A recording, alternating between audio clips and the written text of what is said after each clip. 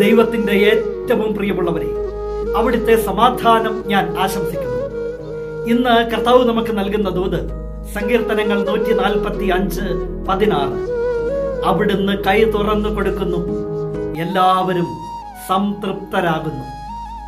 ദൈവം തന്നത് സ്വീകരിച്ചപ്പോഴല്ലേ തൃപ്തി ഉണ്ടായത്, മറ്റെന്തിനെക്കാട്ടിലും ഏതിനെക്കാട്ടിലും. കാരണം ദൈവം കൈ തുറന്നാ തന്നത്, മനസ്സ് തുറന്നാ തന്നത്. അത് സ്വീകരിച്ചവർ സംതൃപ്തരാകും.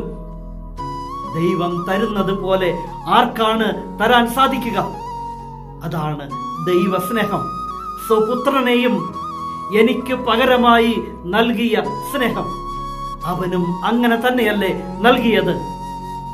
സ്വയം മുറിച്ച് നമുക്ക് വേണ്ടി നൽകി. എന്റെ കർത്താവ് നൽകുന്നത് സ്വീകരിക്കുമ്പോഴുള്ള തൃപ്തിയേക്കാൾ, സംതൃപ്തിയേക്കാൾ മറ്റെന്താണ് എനിക്കുള്ളത്?